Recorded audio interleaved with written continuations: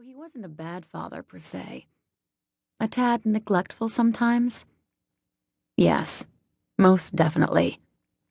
We strive for perfection, yet every last one of us is far from perfect.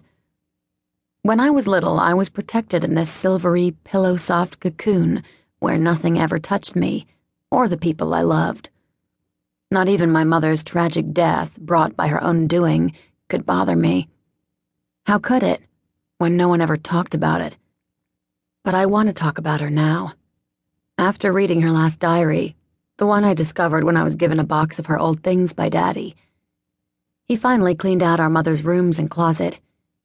He'd kept them preserved for so long, but now that his new girlfriend is in the picture, he's banished all reminders of our mother from his home.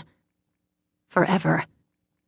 I couldn't even look at the contents of that box without nerves eating me up and feeling nauseated. I kept what was in there a secret from myself for months, until a few nights ago, when I finally opened the box and found her diary filled with passages she wrote up until she took her own life.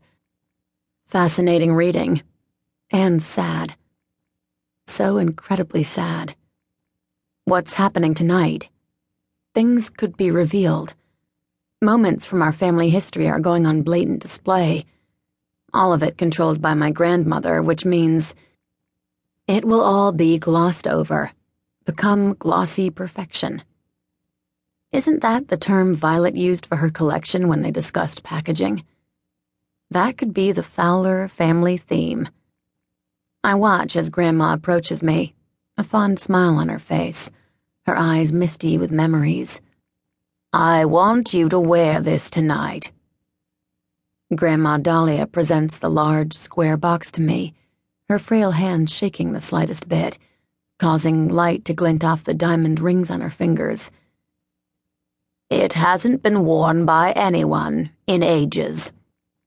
We're in my hotel room, my grandmother having knocked on the door only minutes before as I was getting ready.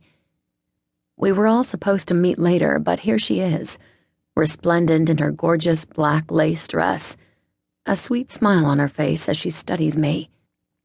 I have no idea why she's doing this, and I don't like the uneasiness that settles over me as I take the box from her, my fingers smoothing over the black velvet. It's old, the color slightly faded, and it's heavy. Slowly I open the box, anticipation and fear curling through me, and I gasp at what I see lying inside. A necklace. But not just any necklace. The stones alternate between a brilliant white and a soft blush pink, and each one is perfectly cut, perfectly matched. It's beautiful, I murmur, surprised at the size of the stones. I've never seen this necklace before in my life, and I thought my sisters and I had played with or worn every piece of fine jewelry there is in the family. What are the pink stones? I ask, as I drift my fingers across the necklace almost reverently. Why, they're diamonds, of course. Some of the rarest in existence. Your grandfather gave this necklace to me long, long ago. Grandma sounds at once both proud and sad. A present for when your Aunt Poppy was born. A wistful sigh escapes her and she looks away, her mouth turned down, her eyes shining with unshed tears. You remind me of her. So much. I do?